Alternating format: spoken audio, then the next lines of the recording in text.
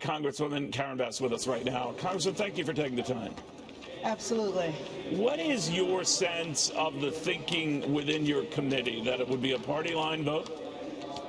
I think, unfortunately, it probably will be a party line vote. I don't have any indication that my Republican colleagues are going to break rank. I think they're in a very tough position because they know if they did do that, it would be the end of their career. What about for some of your more moderate members outside your committee, more to the point, Congresswoman, some of those who won in district, the president won, 31 of those individuals, what are you hearing about them? Well, I think they're rock solid. Now, I know that there are a couple that are thinking of voting against it, but you know, we have several of those marginal members on the committee. And I know in terms of the Democrats on the committee that we are 100% united. You know, this is definitely not a day to celebrate. This is a solemn day. All of us feel an incredible burden of history, knowing this is just the third time that this process has happened in U.S. history.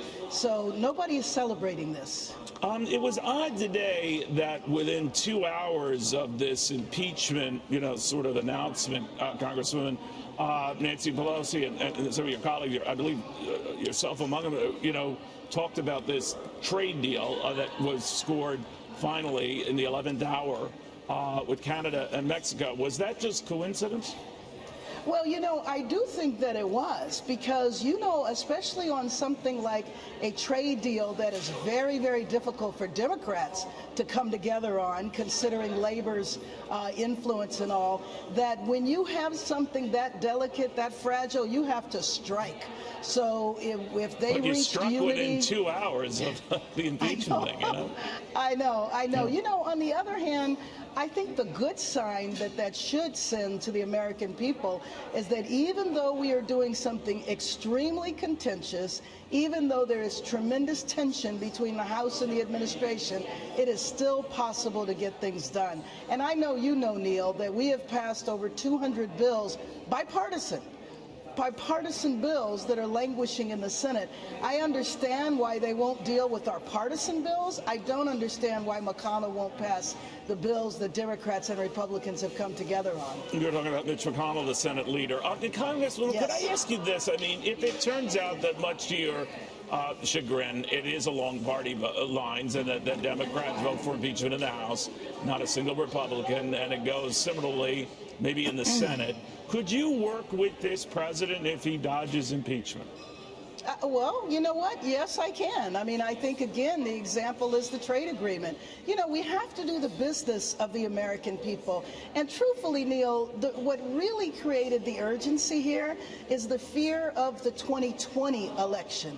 The fact that the president seemed as though he was going to interfere in this election, and we're not even sure that he's not continuing to interfere, considering that his personal attorney is over in the Ukraine. What is he doing over there right now if it's not looking for more conspiracies against who the president feels is his leading opposition? Very quickly, while I still have you, Congresswoman, you're aware of these reports coming out about military leaders and types, politicians who have acknowledged, and now all of this has come out, that there was sort of foolery to the whole Afghan war for the better part of 2 decades, hoodwinking the American people. Goes back to President Bush and then President Obama, and then through this one. It's those Obama years that I'm curious about overstating success in Afghanistan. How do you feel about that? Oh, I think it's very troubling. And frankly, I had been concerned about the Afghanistan war from the beginning. Now, I haven't read the report. I will definitely do that. But, I just think about my colleagues who are here in the House with me, who are permanently disabled from war injuries. So I just think that's particularly egregious. I do want to read the report and understand exactly what happened. Has any of that expressed frustration with former President Obama, that he might have been part of that crowd that cheerleaded Afghanistan?